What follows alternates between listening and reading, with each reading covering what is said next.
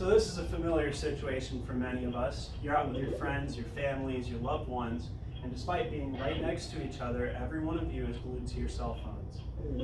So, although obviously they're probably having a good time, they're sharing memes, they're sharing common things that they've seen, and they're having those little miniature moments where they're bonding, those connections are significantly weaker than the face-to-face interactions that they could have been having in direct conversation in life. Hi, my name is Christian Kick, and as a member of the Armed Forces, I am no stranger to the advantages that come with technology in maintaining and continuing to build your relationships with whether it's your friends, family, or loved ones. However, there is disadvantages that have become more apparent over the years of those technologies increasing with time. See, the overuse of technology has replaced the foundations of our connections with one another in the first place. And it's a human desire for those connections that has gotten weakened over the years, creating a sense of loneliness and a lower state of mental health all in all. The very vices that we have that were designed to keep us together have slowly left us more and more isolated over time.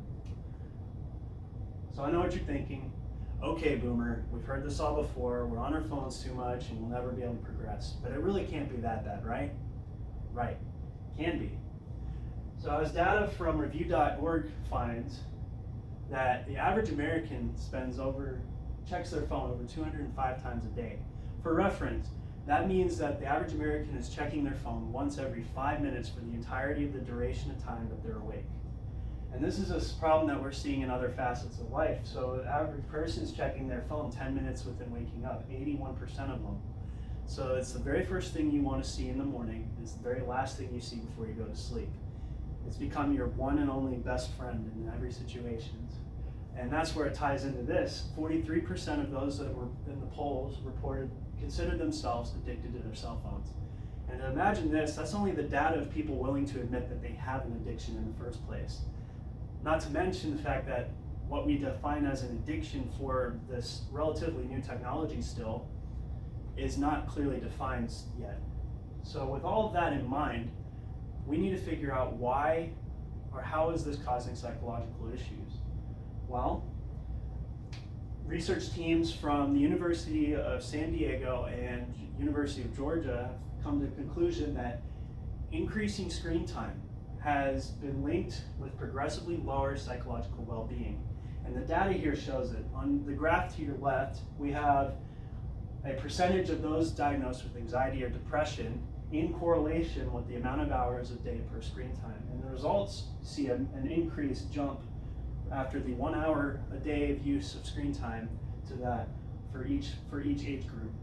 To top that off, we have reports from daycare workers on adolescent children below 5 years of age and their use of screen time in correlation to what their well-being would be. So we have the data showing that how well they bounce back from having their tantrums, how often they do lose their temper, and most importantly, how they can't calm down when they're getting excited or worked up. And we see that inflection have a lot more steady increase compared to that of the mental health issues as well. Thus, this is the graph describing the iPad kid that we're all familiar with. So we have a connection to a psychological issue, but where is it coming from? What is the problem? Well, to start us off, we need to figure out what loneliness is. So loneliness is that feeling of withdrawal from those around you, right? And that's our connection to the devices. Our devices are creating a sense of loneliness. What's more interesting is that, as Dr. Hazeltine finds, that our brain treats isolation and loneliness much the same way that it treats hunger or thirst. Social connection is wired in our DNA. It's the very thing that we desire as humans. Whether you're a lone wolf or even if you're just an introvert, we still require at least a minimal amount of human interaction to flourish. And it shows here, the brain reacts to those issues the same way it reacts to hunger and thirst. And I don't know if anyone's been hungry or thirsty before, but your brain starts acting up whenever that's the case, right? So face-to-face interaction triggers that brain's reward system. So when you finally do get that interaction with another human being, It sends the same signals that it sends your brain whenever you've eaten something, when you're hungry. It does that for your sense of loneliness. And our devices, our online socializing, has been linked to this. So as Dr. Wilson finds, online socializing may increase the experience of loneliness. And this is due to it being a shallow friendship that you have with all these people. So this comes to connect with how our brains react to it.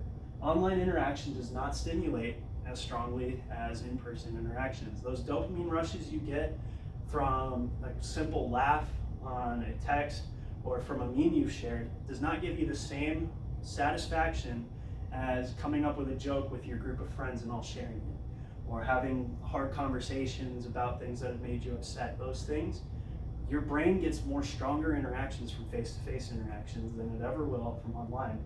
And this carries on an unending effect.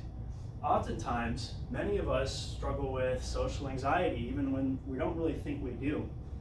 And these technologies are kind of a band-aid for that. A popular situation is when you're with your group of friends and the heat kind of dies down, everything starts getting quiet, everyone starts pulling out their phones. What they're doing is now they're trying to treat their boredom and their anxiety of wanting to have to start a new conversation. Instead, they can just go in to the tried and true method and they start doom scrolling Instagram, TikTok, what have you. And this leads to poor mental health. See, isolation and not having a support network creates a poor state of mental health. So we've defined that the devices are causing us to withdraw from others and to get a general sense of loneliness. Well, how do we fix it? Well, I've got two ideas here. So first one is you need to self-reflect. You need to take time in silence on your own in a peaceful moment and really start to ask yourself the questions, why am I on my phone so much? Why do I have to jump to these social medias? As earlier mentioned, social anxieties or boredom is a popular one for myself as to why I would be on my phone so much. And being able to first identify the problem is being able to find your solutions towards it. See, the key is you can't abstain from these technologies because that's just only going to isolate you further, because now you're going to have nothing in common with anybody. So you need to find a way to reduce your screen times in the moments that matter. And here's a few helpful tips. See, moderation is key to any healthy habits, right? It's better to slowly reduce your times rather than to go cold turkey in most situations. So a few tips I found online. Popular ones that I agree with is to turn off your notifications when you're around your family. So even if you don't want to keep your phone away from you, many of us, we need it to be able to respond to a phone call or things like that for work. Well, it's easier if you put your phone on Do Not Disturb at the moments that you know you're not going to need to be on call. And that allows you to still have it to you if you need to make those calls or you need to get in touch with people. However, it keeps your attention away from it when you're around the ones you love. Another big one that many of us are guilty of is multitasking with your entertainment. We've all done this. You turn on the TV and you're watching your show and you're starting to get to more dull moments of it that's building up for the later anticipation. So you pull out your phone and you start doom scrolling down. So now you're dividing your attention between two devices and you're not getting really any strong benefit from either of them, delayed satisfaction. So if you isolate and you push all of your attention onto one thing at a time that's entertaining you, you're going to have less of an addiction to want to pull out your phone in moments when you're with people that you love. And this comes into play with this. Boredom is okay.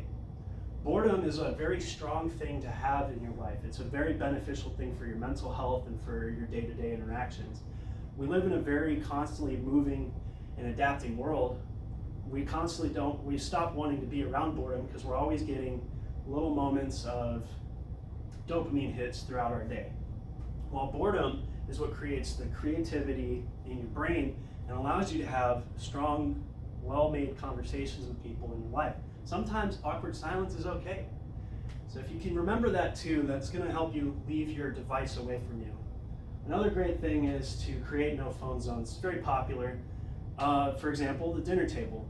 In my household, we have that rule at the dinner table that no phones can be in the room. So you set them aside on a counter, on your couch, wherever, far away from you, enough so you can hear it, so if you get on call or whatnot for work, but you're not at all engaged with that. It forces you to have deep, meaningful conversations with the people in your life. Even just small little moments that you enjoy with your families. If you live alone, it's the same thing. When you got no phone zones with your friends, it creates a better connection with each other.